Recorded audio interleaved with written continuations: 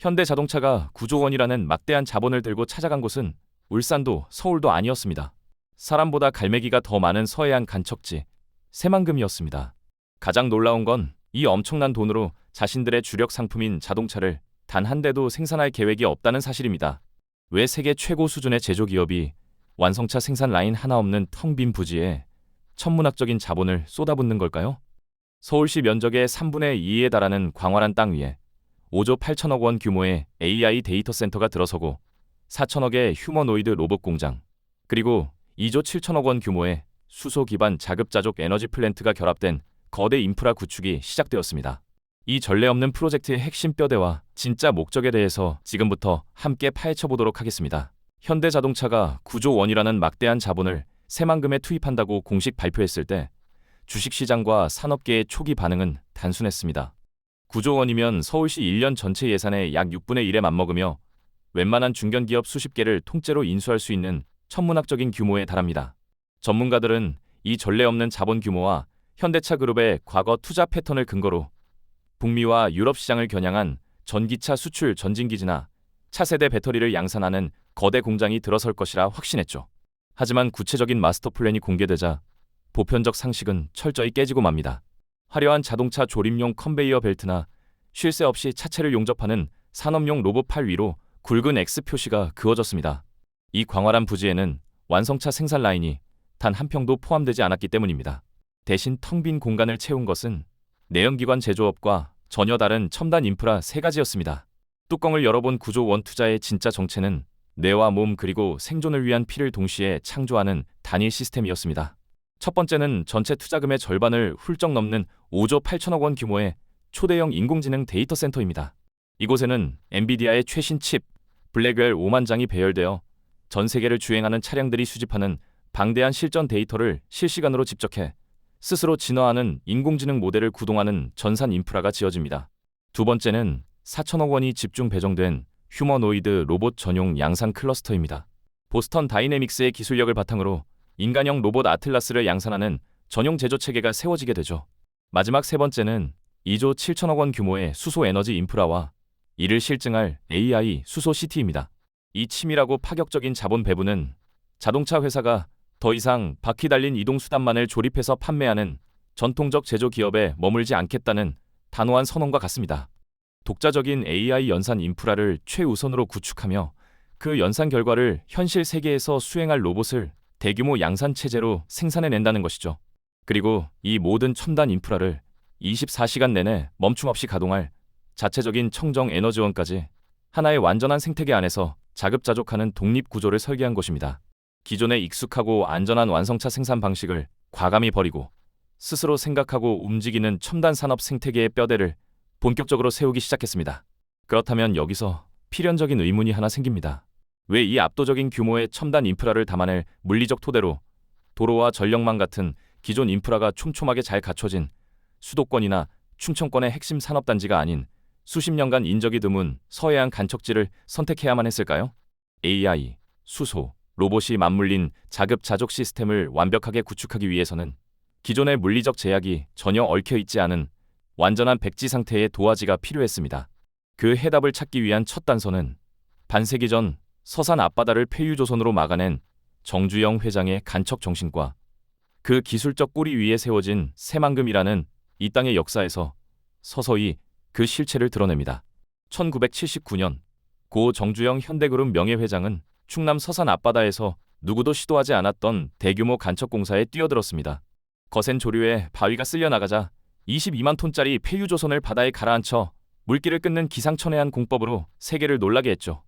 이 서산 간척의 기술력과 DNA는 고스란히 현대건설로 이어졌고 1991년 착공된 새만금 방도제 공사에서 현대건설은 핵심 시공사로 사실상 전 공정에 참여합니다. 서울에서 수원까지의 직선거리에 맞먹는 33.9km의 세계 최장 방조제가 완성되며 광활한 백지 상태였던 영토가 한반도 지도 위에 새롭게 그려졌습니다. 하지만 이 거대한 땅은 오랜 시간 뚜렷한 목적을 잃고 표류했습니다. 2006년 최종 물막이 공사가 끝난 뒤에도 농지로 쓸지 산업단지로 쓸지 용도조차 확정하지 못한 채 세월만 흘렀습니다. 매년 막대한 유지보수 비용이 투입되면서 세금 먹는 하마라는 비판이 쏟아졌고 거센 바닷바람이 부는 뻘밭 위에는 잡초만 무성했습니다. 기초 인프라가 전무한 허허벌판에 천문학적인 자본을 투입하겠다고 나서는 대기업은 어디에도 없었죠. 정주영 회장의 간척 기술이 만들어낸 땅은 그렇게 미완의 국책 사업으로 잊히는 듯 했습니다. 그런데 2026년 상황이 극적으로 뒤집혔습니다. 손자인 정의선 현대차그룹 회장이 9조 원이라는 자본을 들고 할아버지의 기술로 다져놓은 그 땅으로 돌아온 것입니다. 할아버지의 뚝심이 담긴 필생 사업을 손자가 최첨단 기술 자본으로 완성하는 세대 교체의 카타르시스가 현실의 경제 데이터로 구현되는 순간입니다. 그런데 정의선 회장의 목적은 할아버지가 세운 울산의 내연기관 자동차 공장을 그대로 답습하는 것이 아니었습니다. 정의선 회장의 청사진은 인공지능과 로봇, 그리고 수소 에너지가 하나의 순환 체계 안에서 자급자족하는 완전히 새로운 개념의 미래 도시를 세우는 것이었습니다. 할아버지가 바다를 메워 물리적인 영토의 뼈대를 만들었다면 손자는 그 위에 데이터와 에너지가 스스로 순환하는 디지털 인프라를 까는 셈입니다. 국가의 짐자 취급을 받던 빈 땅이라는 최악의 약점이 오히려 파격적 규제 특례 속에서 로봇과 자율주행 차량이 자유롭게 운행하고 초고압 송전탑을 민원 없이 세울 수 있는 최적의 산업 캔버스로 뒤바뀐 것입니다. 그렇다면 왜 기존 인프라가 촘촘한 수도권에서는 이 거대한 시스템을 절대 지을 수 없었는지 세 가지 절대적 제약 조건의 역설이 본격적으로 작동하기 시작합니다. 첫 번째 이유는 전력망의 물리적 한계에 있습니다. 현대차가 구축하는 데이터 센터는 연간 87만 메가와트시의 막대한 전기를 소비하기 때문이죠. 이는 인구 30만 명 규모의 중소도시가 1년 내내 소비하는 전력량과 맞먹는 수치입니다. 이 막대한 규모의 전기를 데이터 센터로 끌어오려면 초고압 송전망과 대규모 변전소가 필수적입니다. 하지만 이미 과밀화된 서울과 경기권에서는 송전탑 하나를 세우는 데만 각종 주민 민원과 복잡한 인허가 문제로 10년에서 15년 가까이 소요되죠. 땅값이 비싼 문제를 넘어 혁신 인프라를 가동할 에너지를 제때 공급받는 것 자체가 불가능한 상태에 도달했습니다. 두 번째 이유는 아무것도 없는 백지 상태라는 물리적 조건 그 자체에 있습니다. 새만금은 광활한 간척지 전체가 하나의 단일 부지입니다. 만약 수도권이나 기존 경부선 축에 노후화된 국가산업단지에 이 로봇 생산 기지를 짓는다면 당장 땅 밑에서부터 심각한 문제가 발생하죠. 지하에 복잡하게 얽힌 낡은 상하수도와 고압 도시가스 배관, 그리고 복잡한 지하통신망을 피해 수소 파이프라인을 새로 까는 작업은 천문학적인 매몰 비용과 시간을 요구합니다.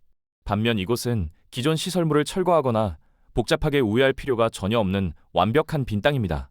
데이터 센터와 휴머노이드 조립 라인, 그리고 수소 발전소를 설계도 그대로 최단 시간에 가장 효율적인 물리적 동선으로 배치할 수 있는 압도적인 공간적 자유가 주어지는 셈이죠.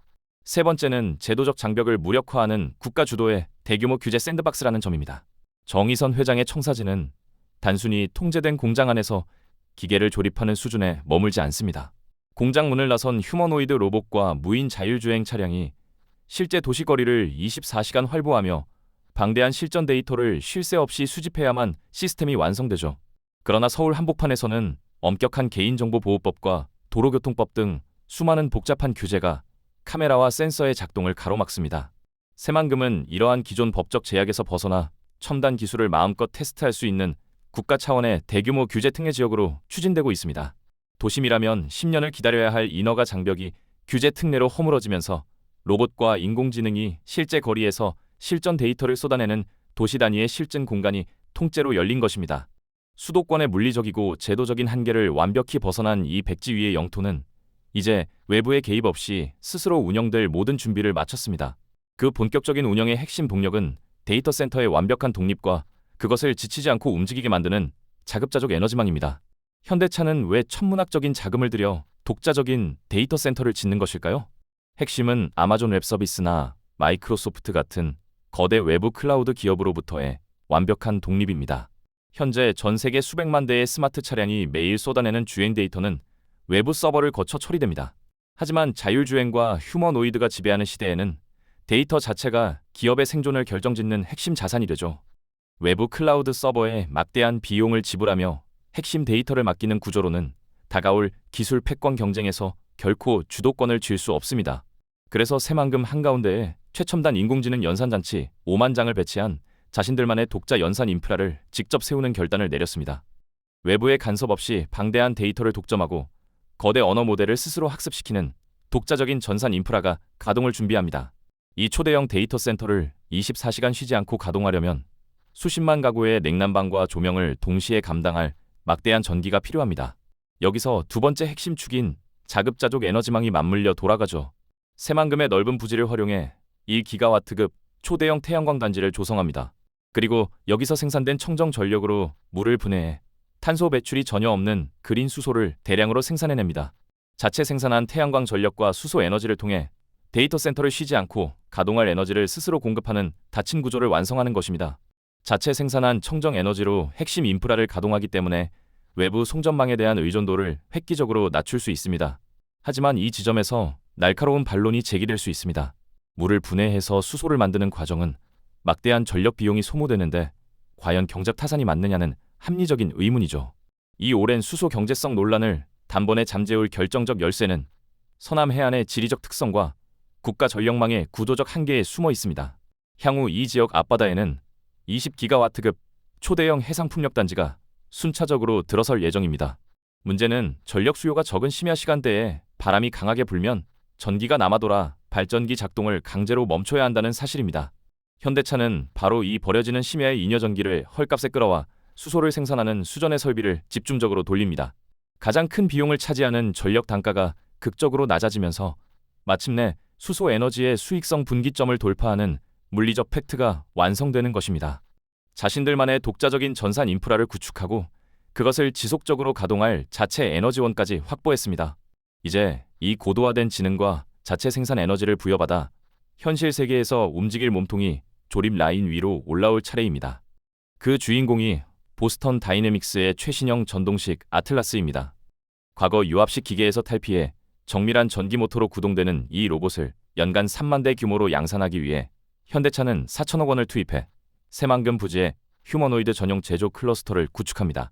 결정적인 차이는 조립 라인을 막 빠져나온 로봇이 걸음마부터 배워야 하는 단순한 기계가 아니라는 팩트에 있습니다. 데이터 센터의 현실과 동일하게 구축된 디지털 트윈, 즉 가상현실 세계에서 이미 방대한 양의 실전 공정 데이터를 스스로 학습한 상태로 출고됩니다. 전원이 켜지자마자 복잡한 산업 현장에 바로 투입될 수 있는 높은 완성도의 숙련된 로봇 작업자가 탄생하는 소프트웨어와 하드웨어의 결합입니다. 이 대규모 로봇 양산은 특정 기업의 단순한 신제품 출시 수준이 결코 아닙니다. 수십 년간 대한민국 경제의 근간을 지탱해온 기존 내연기관 제조업 생태계 전체를 물리적으로 뜯어고치는 본격적인 산업 재편의 출발선입니다. 과거 자동차의 무거운 엔진 블록이나 철제 변속기를 깎아 납품하던 수많은 1차 및 2차 협력사들은 이제 생존을 걸고 강제적인 진화의 갈림길에 섰습니다. 무거운 철판을 다루던 기술력은 즉시 휴머노이드 로봇의 미세한 관절을 제어하는 초정밀 감속기 제조 기술로 바뀌어야 합니다. 또한 엔진을 만들던 설비는 로봇의 소형 구동 모터와 주변을 읽어내는 고감도, 광학 센서를 대량으로 찍어내는 공정으로 전면 교체되어야만 하죠. 기존의 자동차 부품 생태계 전체가 로봇 핵심 부품 파운드리로 체질 개선을 강요받는 불가피한 산업 구조 전환이 현실로 다가왔습니다. 이 거대한 생태계 전환이 글로벌 시장에서 정면으로 맞닥뜨리게 될 상대는 테슬라의 옵티머스 시스템입니다. 현대차 그룹은 아틀라스를 포함한 다양한 로봇을 연간 3만 대 규모로 양산하면서 기존 자동차 부품 협력사까지 로봇 산업으로 끌어들이는 개방형 제조 생태계를 새만금 위에 세웁니다.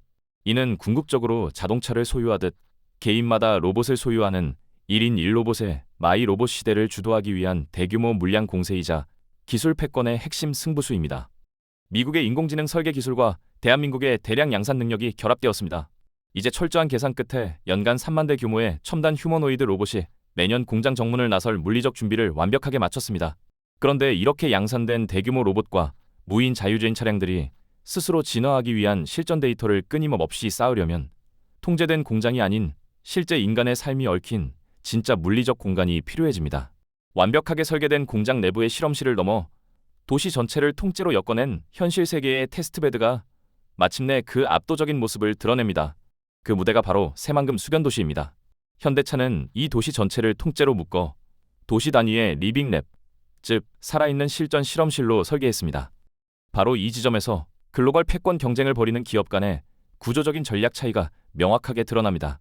현재 로봇 생태계를 구축 중인 테슬라가 기가팩토리라는 단일 지붕 아래서 로봇을 조립하고 자사 공장 내부의 공정에 우선 투입하며 데이터를 쌓는 폐쇄형 생태계라면 현대차가 설정한 전제는 접근 방식 자체가 다릅니다. 여의도 면적의 수십 배에 달하는 새만금의 광활한 도시 전체를 인공지능과 자율주행 차량이 실제 인간과 섞여 살아가는 규제 특례 기반의 개방형 실증 도시로 삼은 것입니다. 이 실증 도시의 인프라 구조는 기존 수도권의 익숙한 풍경과 질적으로 다릅니다. 도시의 아스팔트 아래에는 수전의 플랜트에서 생산된 수소를 도시 전역으로 순환시키는 지하 파이프라인 네트워크가 도로와 함께 설계 단계부터 매설됩니다. 지상에서는 거추장스러운 외부 전선이 완전히 사라진 대형 수소 트램이 주요 도심 구간을 거침없이 가로지르죠. 교차로와 건물 외벽마다 설치된 수천 개의 고정밀 라이다 센서와 통신망은 도로의 미세한 진동부터 보행자의 불규칙한 동선까지 쉴 새 없이 읽어드립니다. 바로 그 위를 무인 자율주행 배송 로봇과 전동식 휴머노이드가 사람들과 동일한 보행 공간을 물리적으로 공유하며 실시간으로 움직입니다. 인간과 기계가 뒤섞인 이 과정에서 뿜어져 나오는 데이터의 질과 양은 폐쇄된 실험실 내부의 정제된 수치와는 감히 비교할 수 없습니다. 완벽하게 통제된 환경에서는 절대 얻을 수 없는 예측 불가능한 돌발 상황들이 매일 쏟아지기 때문입니다. 폭우가 쏟아지는 교차로에서 우산을 쓴 사람의 불규칙한 걸음을 인식하거나 골목길에서 예고 없이 튀어나오는 자전거를 피하는 등의 무수한 실전 데이터가 매 초마다 수집되죠. 가상현실에서 수만 번 넘어지며 기계적으로 학습한 인공지능보다 실제 젖은 보도블록 위에서 미끄러지며 스스로 균형을 잡고 일어선 로봇이 확보한 단 한 번의 실전 물리 데이터가 향후 기술 패권을 좌우하는 결정적 무기가 됩니다. 기존 도심이라면 수년간 묶일 개인정보, 교통 관련 인허가 절차를 규제 특례로 대폭 단축하고 도시 전체가 24시간 생산해내는 이 막대한 실생활 데이터는 다시 새만금 한가운데 위치한 초대형 데이터 센터로 곧바로 흡수됩니다. 자체 생산한 친환경 수소 에너지를 동력으로 삼아 구동되는 인공지능 데이터 센터가 실제 인간의 삶이라는 가장 복잡한 물리적 변수 속에서 끊임없이 진화하는 닫힌 순환고리가 마침내 작동을 시작하는 것입니다. 외부와 단절된 공장을 넘어 기계와 시스템이 뿜어내는 경제적 파급력이 이제 텅 빈 간척지를 넘어 대한민국 전체의 지형도를 뒤흔들 변화의 조짐을 만들어내고 있습니다. 그 파급력을 숫자로 환산하면 규모가 더 선명해집니다. 9조 원의 직접 투자가 마중물이 되어 파생되는 경제 유발 효과는 약 16조 원, 직간접 고용 창출은 7만 1,000명에 달할 것으로 추산됩니다. 30년 넘게 세금 먹는 하마라는 비판을 받아온 간척지가 마침내 경제를 견인하는 핵심 엔진으로 재평가받는 순간입니다. 최근 이 마스터 플랜의 윤곽이 드러나자 기업이 도시를 통째로 설계하는 시대가 열렸다는 평가와 함께 한국판 네옴시티라는 비교까지 등장했습니다. 여기에 건설 과정에서 발생하는 막대한 토목 수요와 완공 후 파생될 미래 모빌리티 연관 매출까지 합산하면 그 파급력은 더욱 커집니다. 전북특별자치도의 연간 예산 규모를 넘어서는 자본이 창출되는 셈입니다. 이러한 공간의 극적인 반전은 단순히 대기업의 자본력만으로 완성된 결과물이 아닙니다. 백지 상태의 광활한 영토 위에 규제 특례와 법인세 최대 100% 감면이라는 국가 차원의 지원 제도가 깔렸습니다. 그 규제 특례 기반 위에 현대자동차라는 앵커 기업 즉 생태계의 방향을 주도하는 핵심 선도 기업의 전략적 결단이 맞물리며 폭발적인 시너지가 발생한 것입니다.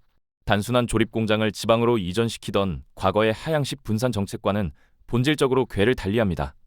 인공지능 데이터 센터와 휴머노이드 생산 기지, 그리고 대규모 수소 에너지 플랜트가 융합된 이 미래형 복합단지는 국내외 최고 수준의 데이터 과학자와 로봇 공학자, 그리고 정밀 제어 소프트웨어 전문가들을 강하게 끌어모으게 됩니다.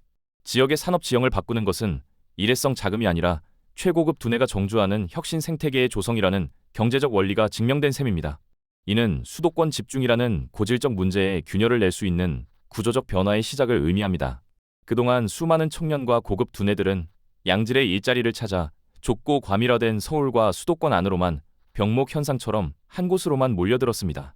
지방에는 성장이 정체된 한계 기업과 단순 노무직만 남겨진 채 혁신 역량이 철저히 고갈되는 악순환의 고리가 수십 년간 굳건하게 고착화되었죠. 하지만 이 광활한 간척지 위에 세계 최고 수준의 대우를 보장받는 첨단 기술직 일자리가 대규모로 쏟아지면서 인구 이동의 거대한 방향성이 마침내 서해안 남쪽으로 뱃머리를 틀기 시작했습니다. 공공기관을 인위적으로 내려보내는 행정정책이 아니라 압도적인 자본과 혁신 기술의 중력으로 청년 인재들을 자발적으로 이주시키는 국토 균형 발전의 새로운 모델이 현실에서 시도되는 구조입니다. 서울의 살인적인 임대료와 출퇴근 시간 꽉 막힌 교통망 속에서 무의미하게 소모되던 청년들의 에너지가 이제는 뻥 뚫린 서해안의 첨단 기술 단지에서 거대 인공지능 로봇을 통제하는 핵심 성장 동력으로 전환됩니다. 지방 소멸이라는 돌이킬 수 없는 국가적 위기 상황에서 기업이 주도하는 첨단 산업 클러스터가 어떻게 침체된 지역의 운명을 넘어 국가 경제의 근본적인 체질을 통째로 바꿀 수 있는지 가장 주목할 만한 실증 사례가 만들어지고 있습니다. 하지만 이 압도적인 장밋빛 청사진이 오차없이 완벽하게 현실화되기 위해서는 우리 사회가 반드시 극복해야 할 과제들이 남아 있습니다. 아직 단단하게 버티고 있는 현실적 장벽들을 냉정하게 점검해야만 합니다. 가장 치명적인 제약 조건은 바로 절대적인 시간의 부족입니다. 현대차가 설정한 이 프로젝트의 1차 완공 목표 시점은 다가오는 2029년입니다. 불과 3년에서 4년 안에 5조 8천억 원 규모의 데이터 센터와 휴머노이드 양산 공장, 그리고 수소 발전 설비를 간척지 위에 동시에 세워야 하는 압축적 일정입니다.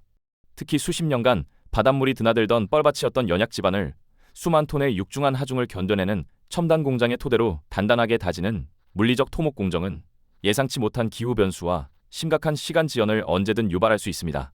세대 교체가 빠른 GPU 시장에서 엔비디아 칩 5만 장을 확보하고 전산 시스템 연동과 디지털 트윈 안착까지 마치려면 4년이라는 시간은 결코 넉넉하지 않습니다. 더욱 본질적이고 통제하기 어려운 리스크는 바로 국가 차원의 정책적 연속성 문제입니다. 새만금 간척지는 착공 이래 정권이 바뀔 때마다 용도와 개발 방향이 농업에서 산업으로 다시 복합개발로 수차례 뒤집히며 표류해온 역사를 가지고 있습니다. 현대차가 구상하는 규제 특례 기반의 자율주행 실증 단지와 법인세 감면 등 세제 혜택은 특정 기업의 독자적인 자본력만으로는 결코 안정적으로 유지될 수 없습니다. 9조 원이라는 막대한 투자가 선제적으로 단행되었음에도 불구하고 향후 정치적 지형 변화나 선거 주기에 따라 정부의 핵심 인프라 지원 예산이 갑작스럽게 삭감되거나 약속된 샌드박스 규제 완화 법안이 국회 문턱을 제때 넘지 못한다면 이 거대한 톱니바퀴는 즉시 마찰을 일으키며 멈춰섭니다. 실제로 2026년 3월 정부는 국무총리 주재의 범정부 TF를 출범시키며 5월까지 종합지원계획을 발표하겠다고 밝혔지만 정권이 바뀌었을 때 이 약속이 그대로 이어질지는 여전히 미지수입니다. 태양광 단지에서 수소 발전소로 이어지는 자급자족 생태계 역시 촘촘한 국가 에너지 정책의 일관된 뒷받침 없이는 그 경제성을 온전히 담보하기 매우 어렵습니다.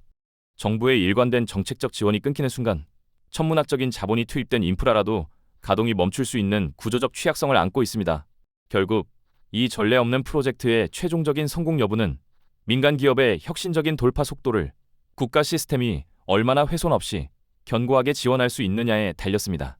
수만 대의 휴머노이드 로봇이 쏟아져 나오고 데이터 센터가 24시간 쉬지 않고 가동되며 도심 한복판을 대형 수소 트램이 달리는 이 닫힌 순환 생태계는 핵심 규제 하나가 어긋나면 전체 시스템에 연쇄적 영향을 줄 수 있는 구조입니다. 거대한 자본과 첨단 기술의 결합만이 국가가 마주한 물리적 한계를 근본적으로 돌파할 수 있는 유일하고도 강력한 동력입니다. 만약 이번에도 정치적 셈법에 밀려 규제 정비가 지체된다면 이 거대한 캔버스는 다시 빈 땅으로 남을 수도 있습니다. 정주영의 바다 위에서 정의선의 인공지능 로봇이 뛰어노는 새만금. 이 9조 원의 베팅은 대한민국 산업 구조를 바꿀 전환점이 될까요? 아니면 무모한 도박일까요? 여러분의 생각을 댓글로 남겨주세요. 오늘 영상이 유익하고 재밌으셨다면 구독과 좋아요 부탁드리겠습니다. 다음 영상에서 뵙겠습니다.